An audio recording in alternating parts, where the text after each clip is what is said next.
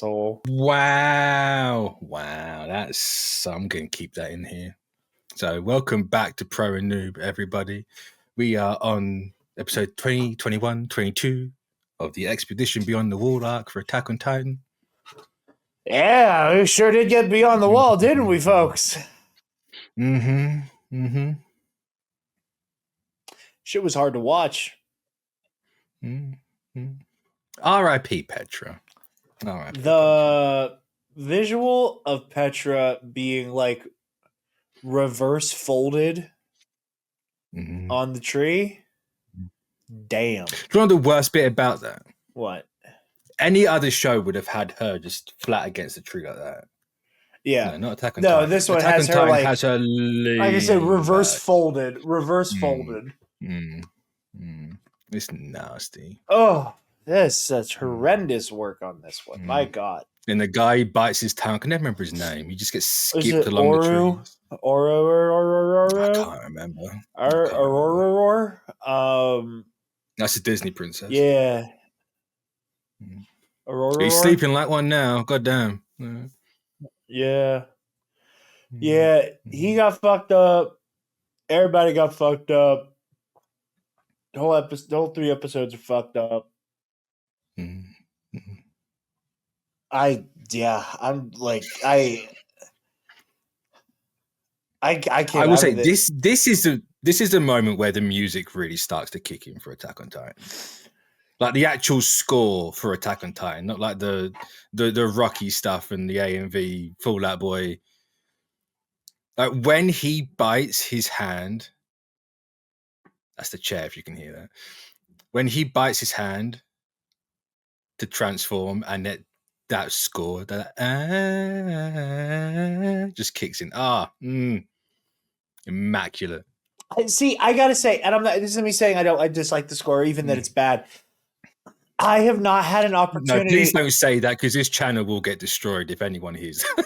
If anyone hears you did like say anything against Attack on Titan. I have been so like zeroed in on the character beats and like what's happening. I haven't had a chance to stop and like really appreciate the score yet. Like I like every week you bring it up and every week I'm like, okay, I gotta like take a moment while I'm watching these episodes and just kind of like almost like change my ears frequency from like dialogue to score. Because it's weird. Because I don't know why it is with like Pro and Noob, but like this is like the only time I'm watching things where like the music is not ever present in my mind. Like Taylor, like I was watching. I finished. Sometimes you're not just. You know how people aren't ready to hear things at some certain points. Yeah. I think that's where you're at. But you're not ready to hear. No. Well, I was going to say, like, whenever Taylor and I were, I say Taylor and I, she was showing it to me. She was already caught up. But when I was getting caught up on Hell of a Has Been season 2, I was like, I was the one pointing out a bunch of leitmotifs in the music. Where like, you know, like every time. In fairness, season 2 is just like, here's a repeat of the music, you know. Yeah, I mean, but like, you know, that's the power of a leitmotif. Is like once you strongly have a melody associated with a character, is you can return to that well, and it means an infinite number of things at that point. Like, but like in particular, I kept pointing out that like any time Husk entered or exited a scene, there was just a little bit of ba da da da ba ba da da da da. Like I like then there's just enough that like it's natural, but it is not distracting that like the main melody of Loser Baby is playing. One of my favorite versions of that is like all the different little versions of the Imperial March. You know, like obviously you have the big triumphant insane version, you know, that swells to that incredible place in the movies or in Empire Strikes Back when we first hear it. But like, you know, the best like version of that like dun dun dun dun dun dun dun dun, dun melody is when Vader's dying, and it's just strings, and it's almost a lament. And then you get to the sequel trilogy, and you hear it and it sounds like it literally sounds ghostly. That it's like the spirit of this evil is still haunting the galaxy. So like I so often like clue in on those like musical cues. I don't know, like, maybe I'm just like so like, okay, where's this story going? Where's the story going? I'm so locked in that like music cues are escaping me currently. Music tells the story. Music does tell the story. Music does tell the story. You need to lock the fuck in, my boy. Okay, I will lock the fuck in for our next batch of episodes. You're gonna want it for next week because it's the end of the season. Oh, look at us! End of season 1. Before we get into the meat of these three, did you see the preview for the next? No, episode? so I have taken on a rather conservative approach to Attack on Titan because Hulu with ads is fucking dog shit. Shock. I will skip the intro. I will skip the recap and the intro. Now, it is going to be up to you to remind me when a new intro is coming. So I know to watch it. You have one more week of the intro that we've had for the last 10 episodes. So I'll zip through the recap. I'll zip through the intro. Get to the title card. It throws me to commercial. I come back. And the moment I get the to be continued, I exit out of the episode and I go to the next one.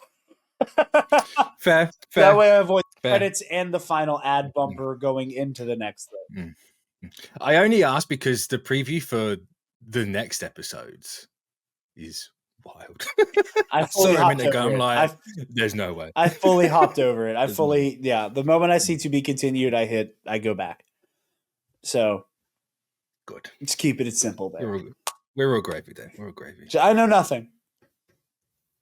I am kind of astounded that the twist, maybe it's not even a fucking twist. I mean, it's going to be a twist. But I'm surprised that this plot thread of who is the female Titan is actually still going. Really? Been 6 episodes. Yeah. Yeah, 6. I thought we would have wrapped it up by now. A season. Fair enough. I did not expect it, but that's what I'm saying. I didn't expect to take up this much real estate. Fair enough. Yeah. I was. Is that because you expect it to just be over quickly, or any other reason? I just thought they would have landed the plane on this by now. I didn't think there was going to be this much story around it, if that makes sense. Like I thought this was like the revelation of who this may or may not be was going to be a launching pad for another plot line already.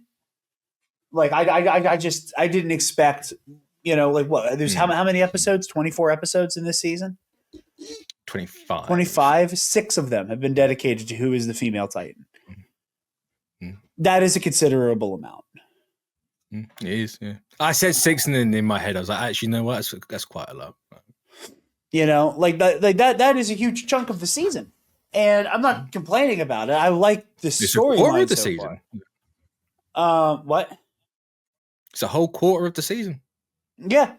I like this plotline. I'm enjoying it. I'm loving the action with the female Titan. The actual combat has been great. Getting to kind of see the skill differential across the scout regiment has been interesting, if only because you see your usual grunts who are trying the tried and true tactics and doing the thing you're supposed to do, and having their innards paint the forest. And then you have Levi Squad put an amazing showing up. I like that there is. I wish the animation gave us an opportunity to kind of take it in a little bit more. But for the most part, I wish the animation gave us time to take in the difference in fighting styles a little bit more. It's just so quick, but I think that's intentional. But that's also part of the point is that like they are good at manipulating the ODM gear to maneuver around their opponent in a faster way. Where like everybody else, pardon me, I keep yawning, but like everybody else is basically doing what feels like a lackadaisical Spider-Man swing.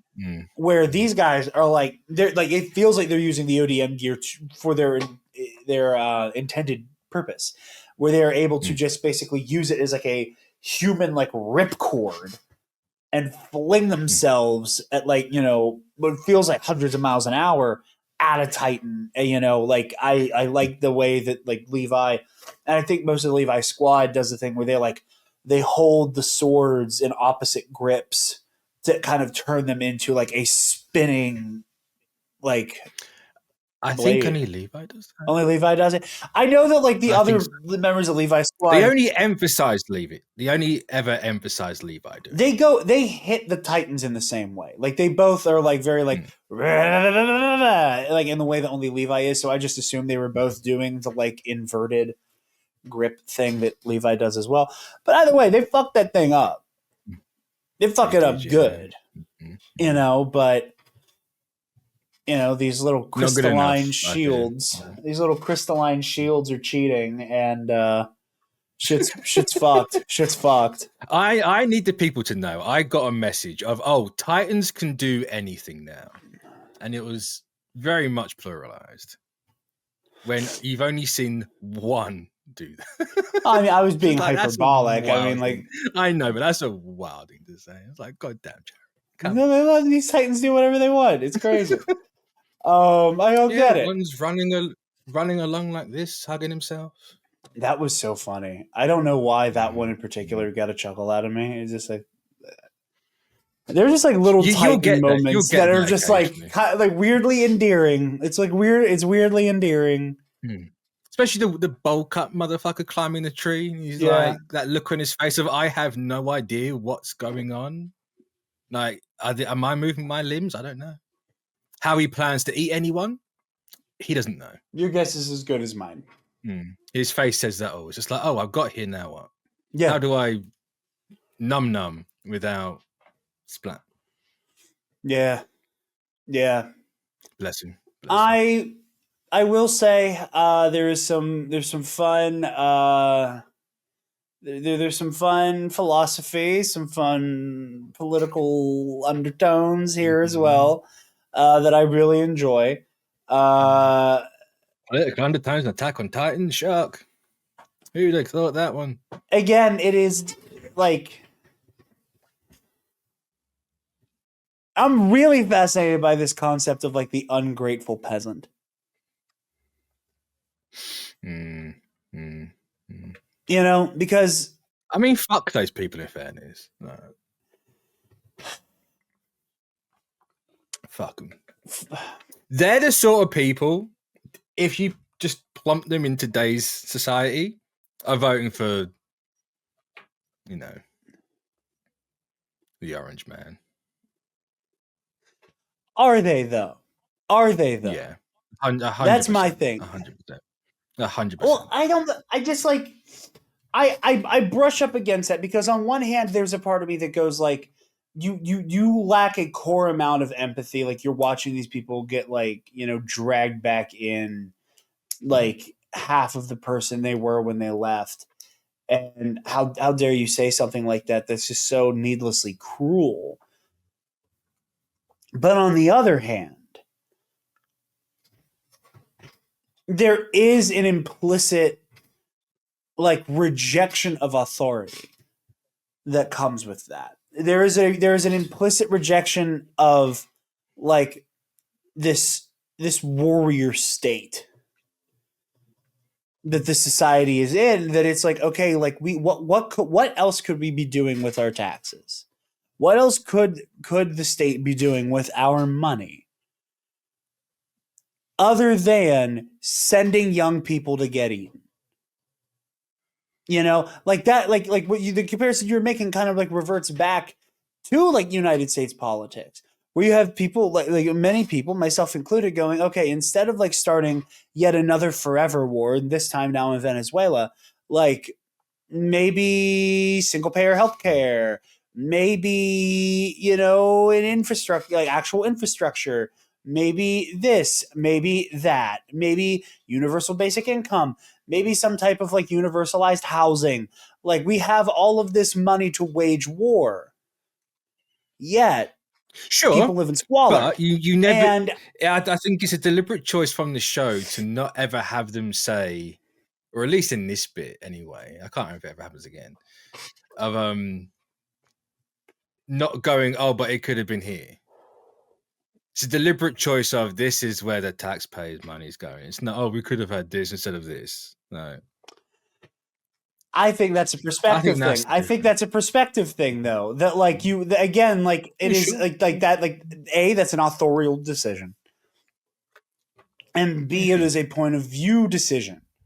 Where it's like, yeah, maybe all Aaron hears are people complaining that their tax money is going towards funding this army of child soldiers who get turned into lunch for the false flag steam demons. Steam demon. I had like an Alex Jones stroke there for a second. Holy shit. Okay. We're coming back. Anyway, Methylene Blue. But because he is so obsessed with like these honorifics and the valor and this and that of the Scout Regiment and this like divine decree that they are meant to take back the land beyond the wall and do it through the most violent means necessary to eradicate Titan kind. He is like a diehard military guy. That's what he wants. So anytime he hears somebody go, wow, like we like not only did we waste a shit ton of lives, we also wasted our own money. Fun. That he has that reaction to it. And again, it's one of those instances where I don't know what I don't know, but like I do know people have said things about the creator of this, and there's a part of me that wants to ask, like, what do you think? What is your opinion on military spending? What is your take on military spending? Like I need to look into what he said because I've heard that he said it, and I also heard that he hasn't said it. So I'm not entirely sure. Well, I don't know if this is even the subject he's broached. I just know that like again, the reputation of like the underpinnings of the show. Again, things I have heard, thoughts about thoughts in fragments that like whatever. But these are one of those moments where I do want to ask him, what do you think about military spending? That's fair. That's fair. What is your opinion? Do you think that the bitter, jaded peasant is out of pocket and should be inherently grateful for this military service? Or do you think that an amount of resentment because this money is being diverted away from any type of civil any type of civil engineering or public work, he is valid in this frustration? Or is this not about military spending and there is just a vague ungrateful commoner? Like it's concepts like that like again it builds up this like when there's a sense of national pride, and there is an other within the state who does not deserve to be here because they are not grateful for the great sacrifices being made. The great sacrifices that go beyond politics, that go beyond ethics, that go beyond philosophy. People sacrifice their lives in an apolitical way, and you don't like that because there's something wrong with you. That again, that's the kind of thinking that I'm like, my antennas go up, and I'm like, I don't like it.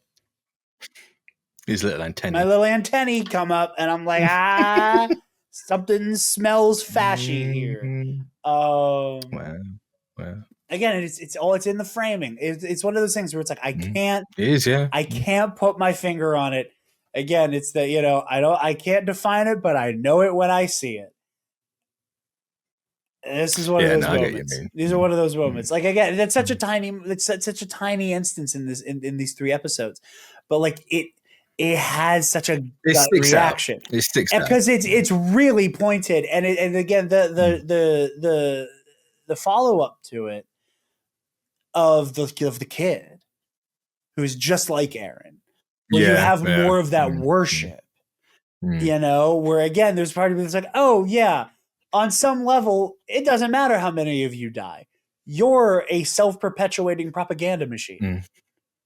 Yeah. It's you know it's like a self-perpetuating motion machine, but for propaganda.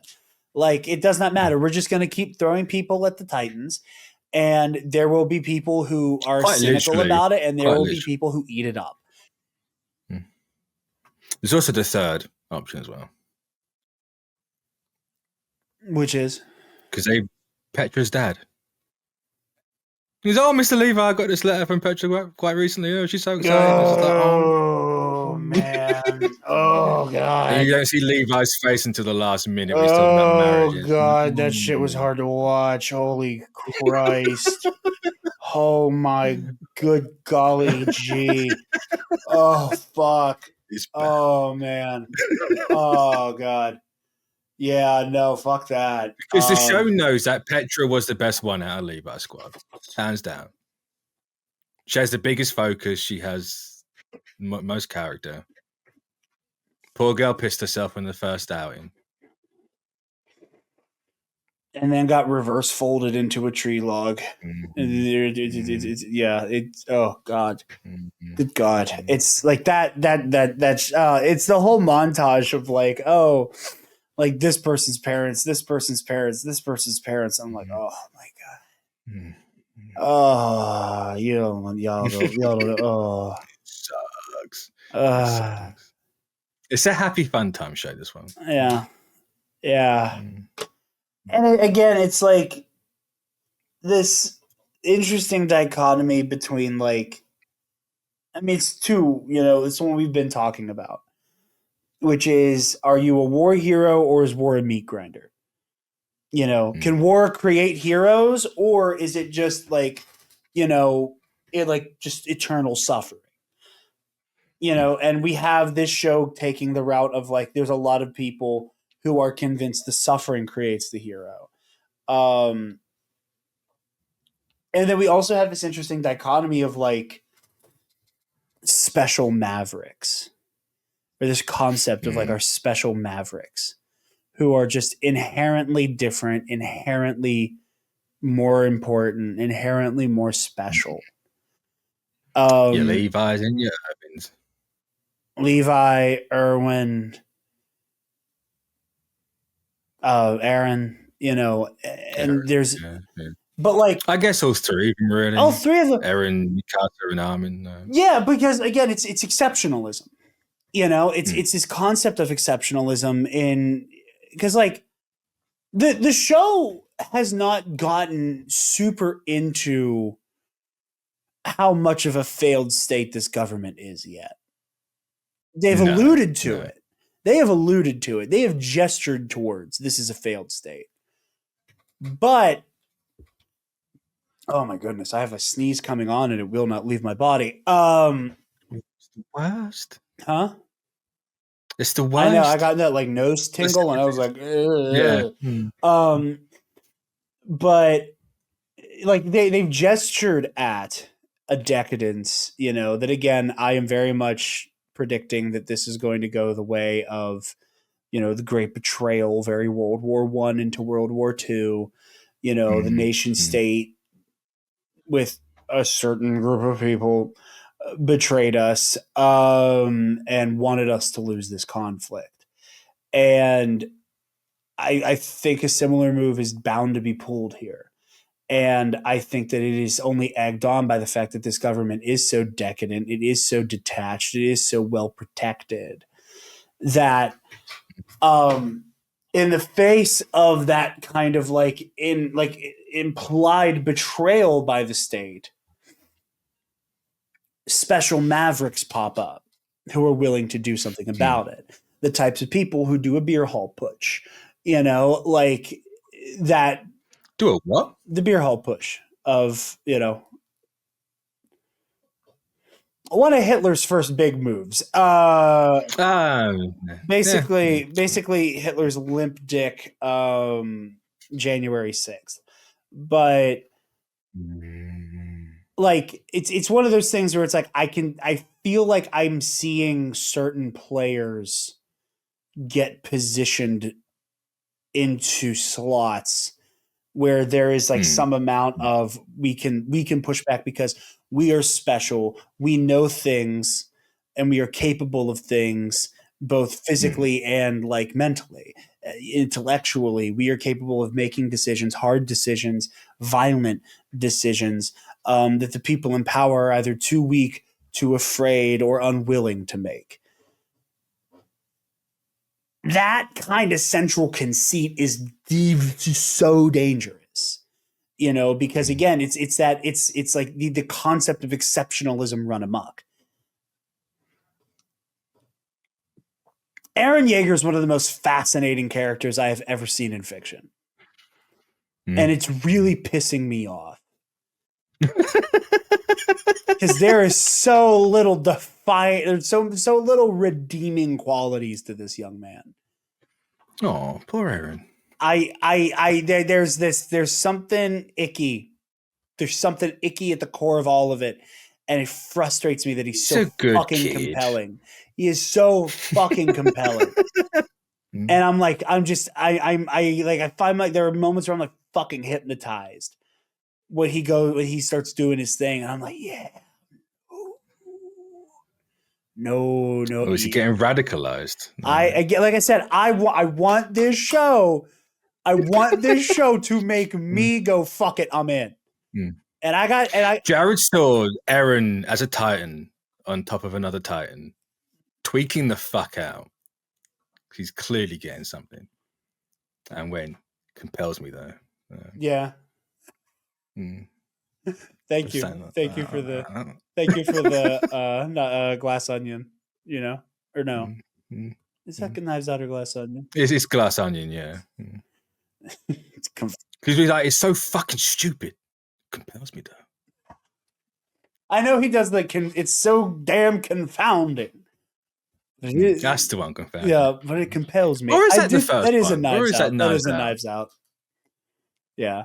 Because he does have the scene where he's like, it's so stupid. And then Birdie J is like, so stupid, it's brilliant. No! It's just dumb. It's just dumb. I'm going to rewatch those before I see Wake Up Dead Man. Wake Up Dead Man's good. Wake Up Dead Man's good. I don't think it's as good as the other two. I will say, like, a little disclaimer: there is way less Benoit Blanc than you think there is. Oh, that's upsetting. Blanc is great in this. I didn't want to know that. Thinking about it, I didn't want to know that. I'm sorry. Normally you don't give a shit about spoilers, so I thought. No, but I think that one. Just thinking about it, it's like, I should have found that out by myself. Now I'm going to go into it disappointed. But... Don't do that. But yeah, no. Just be happy. Just be happy, yeah. But yeah, calm down. It's fine. Yeah, I am really excited to find out who the female Titan is. Because again, like, okay, I'm sorry. I got to keep doing this. The whole idea that not only is there a Titan among us, there might be multiple because of like the way the armored Titan just hit the shit and disappeared. Like this whole thing again, like there is an enemy within that must be flushed out. None can be trusted. Like I am just seeing so much rhetoric writing itself. And how freaky this is, and I'm excited to see how this. I'm excited to see like how it justifies itself and like how it proves itself to be right. But yeah, otherwise, I really like these episodes. There were a lot of I gotta say fun. Like it was a good watch. Like I wasn't having like woo. They do a lot of good storytelling, I find, because if you go back to the whole animation point where you're saying about they don't like linger on the squads, the actual scouts. Like they do the opposite. Like the smaller something is in the fight, the quicker you see it. Whereas a Titan, they spend a little bit of time on it, and then No, she works her way up from the grunts to the Levi squad, just slowly taking everything out, which shows you they can't rely on what they know. And no amount of training for a spanner in the works is going to help you get that spanner out of it. Yeah. And then you have probably my favorite part of these three is the leaving the bodies behind. And how like cold and cruel that is. But then you have Levi with that patch. That little bit of humanity in Levi. It's just like, you know what? I like Levi. I like Levi a lot. And that's such an interesting beat for him too, right? Well, I mean, it's an interesting beat for everyone because it instantly teaches those two. This is why you don't fucking go back. Like, if you can't get a body, you leave that body there. It's MIA. Done. No, for sure. And the guy who went back for, what was it? Ivan? I think it was Ivan was the body they were going back for. That guy looked so much like an anime Luke Skywalker. It was distracting to me. He does, yeah. I was like, oh, Luke? That's why he's a cryy little bitch as well. Yeah. No, for sure. I agree. But wow, I was expecting pushback on that. Oh my god. In A New Hope. In A New Hope, yeah, absolutely. I mean, I was speaking in general, but New Hope, yeah. Not quite the case in Return of the Jedi, but either way. But no, it's interesting because like everybody has a moment in that scene, you know, where they're letting loose the bodies. But for again, Levi, they focus on Petra's. They very much focus on Petra's body there, which there's some. I don't care what anyone ever says. What? There was something going on. There was something clearly going on there. Okay, hold that thought because I was about to bring that up. No, but like for Levi, what I love is like, yes, he insists that they let the bodies loose. And yeah, there's that moment where they linger on Petra, and that he has the most to lose here because he is like leaving behind the remnant of his squad. Which is awful. It's heartbreaking. But him coming back and giving Luke Skywalker Ivan's patch, it's almost like he is rewarding this young man for putting such a premium on camaraderie. Hold on. Because like I'll let you cook, but because like no, like he is very clear in what he says to him. Of like, you know, they are not less dead if we bring them with us. He is very clear there. Special. You know, he is very clear, but like it almost seems like, I'm not saying he's rewarding him in terms of like, yeah, go do it again, but in a very like, hey, I just want you to know I respect that your heart's in the right place. And I don't think he's rewarding. I don't think he's rewarding the behavior. I don't think he's rewarding the behavior. I think he's rewarding the humanity. And I think that there's almost a part of Levi that is honoring that and respecting it because he knows that part of him died in this war already. And I think that is a great beat for him. With the Petra stuff, I don't know. I truly don't know. I've been going back and forth on it this whole time 100%. Because there's a part of me that thinks it's even better and kind of more fucking depressing if it was one-sided and Petra was kind of obsessed and that Levi was not actually interested. Yeah, I don't know. His reactions to certain things, I say everything, to me says otherwise. But you're right. It would be far more fucking depressing if that's the case. But he at least knew. He at least knew, if anything.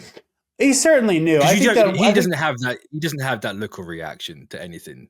If not, because she's also the only one when he's flying past, having a look at everyone. She's the only one he stops for. The only one. Doesn't stop for anyone else. So it's just her. Then he goes off again. And everything after that is always focused on her and him. But I don't know. I think he can go either way. I just like to think that there was a thing there. I mean, either way, he has to hold on to that. He does, yeah. Just let Petra be happy. Yeah. Justice for Petra. I'm sure we'll see her again as an abnormal. That's a take. You think Titans are just zombies then? Not necessarily zombies, but I think there has got to be something to do with.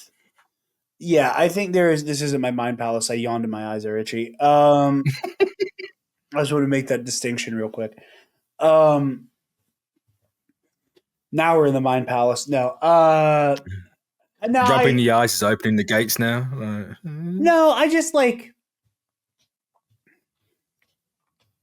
There's something here, man. There's something. I can't put my finger on it. There's again, like I said, there is like the socio-political element of this show that is very loud and unsubtle. Very unsubtle, yeah.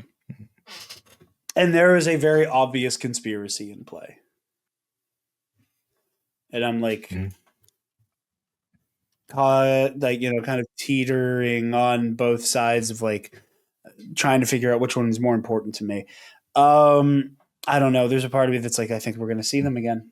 And they're going to be take a leaf out of Mikasa's book and just pick one person and devote yourself. No. Omni. Also, take a leaf out of Mikasa's book and lock the fuck in. I am locked the fuck in. If you ever want a gift for locking the fuck in, it's Mikasa's face, right? That just instant switch. It's like, okay, this girl is crazy. She gets Levi hurt because she's crazy. She's down bad for little Eren Yeager. I don't know, man. That's adorable. Bless her cotton. Oh yeah. I think that's all I got. You sure? Yeah. Nothing else. I'm just ready to finish the season and have some answers. Like that's where I'm at right now. But he thinks he's gonna get. I think I'm gonna get something. That's something to work with. That's so bless you. All this time, and he thinks he's gonna get answers in the early part of an anime. His man's learned nothing. At the very least, something. The next part of an answer. It's just another question. Hey, you guys can find me on the Nerd Academy podcast, Road to Doomsday, MCU Rewatch Show. Wow. Hopefully, by the time you're watching this, Michael McCoy is the Epic Confrontation Singles Champion of the world. He won't be. I've seen the script. He won't be. No, shut the fuck up. Wow. Whatever. He just gave me a side eye then. I don't know if anyone caught that, but he gave me this right little like fuck off side eye as he leant back then. He thinks that was a side eye. It was me rolling my eyes at you. No. That was a side eye. I will send you the screenshot of that side eye. To prove that was venom in there. Eddie. Wow. It's one of my favorite memes of all time that I can't actually quote. Our pronouns are they, them, not because we are non-binary, but because we are literally two. Noun. But yeah. Anyway, Nerd Academy Podcast, Epic Confrontations, Luminous Odyssey on the Remaining Systems YouTube channel, and then obviously here. Yeah. Say MM, flip it up, Wicked Witch. Anyway, I'm gonna fucking jump in the traffic for that. How did you get M from that? So, I don't know, man. I'm not Michelle Yeoh. I'm not smoking whatever the fuck was on the Wicked set. I don't know. Ozempic? That's what they're smoking. I don't know, man. It's like Ozempic and fucking like goddamn crack. I don't know, man. Ozempic in a nitrous can. Just Like the War Boys and Fury Road. Holding space. You can like, comment, subscribe. You can find me here, find me in Blue Sky. And we'll catch you on next week for... Do I say the name? No, I'm not going to say the name. I'll leave the name of the arc until next week. So... No, what's the name of the arc?